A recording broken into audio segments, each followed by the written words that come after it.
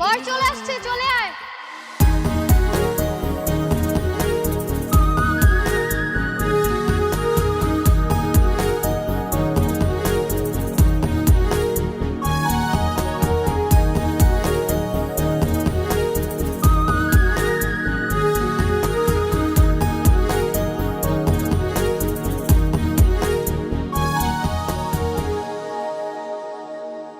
কি খবর শালিরা, কেমন আছো? বাবা, পরে দেখি লজ্জা শরম কিছুই নাই। বউ নিতে আসছেন, একটা মুখে রুমাল দিয়ে আসবেন না? বিয়ের পিনিকে লজ্জা শরমের মাথা কি আসছেন নাকি দুলা ভাই? আরে বিয়েন সাহেব, লজ্জা হচ্ছে মেয়েদের ভূষণ। আমরা তো ছেলে, আর আমরা কি দেখতে শুনতে খারাপ নাকি যে মুখে রুমাল দিয়ে রাখবো?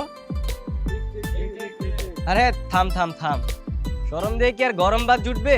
আমরা তো এখানে বউ নিতে আসছি, চুরি করতে তো আর আসিনি যে মুখ ঢেকে আসবো। এই তাড়াতাড়ি গেটটা ছাড়েন, ভিতরে যেতে দেন। এত সহজে তো আসতে পারবেন না, আগে গেটের ভাড়াটা দেন। আরে আমি তো জানি শালিদের টাকার প্রতি একটু লোভ আছে, তো কত টাকা চাও বলো? 50,000। 50,000? 50,000 টাকা একসাথে কখনো দেখেছেন বিয়ান? 50,000 বানান করেন তো। আরে বেয়াইরা কি এখানে পড়াশোনা করতে আসছে নাকি বউ নিতে আসছে, কোনটা? হ্যাঁ, আর দুলা ভাই 50,000-এর নাম শুনে কি হার্ট অ্যাটাক করে ফেললেন নাকি?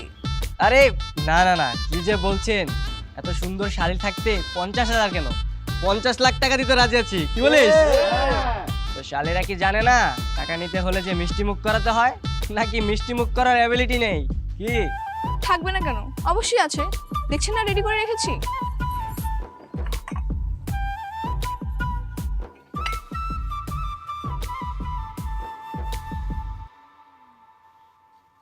এই নেন, টিস্যুতে মুখটা মুছে নেন। হুম, এতগুলো টাকা দিব কি টিস্যু দিয়ে মুখ মোছার জন্য? তোমার ওড়নাটা দিয়ে আলতো করে মুখটা মুছে দাও। আরে দে দে, হাজার হইলে আমাদের দুলাভাই তো।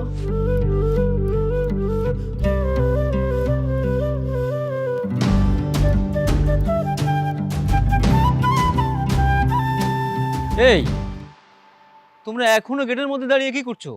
বর তো সেই কখন ভিতরে যে বসে আছে। যাও যাও, ভিতরে যাও। মানে বর ভিতরে আছে, তাহলে উনি কে? আরে ও তো বরের ছোট ভাই,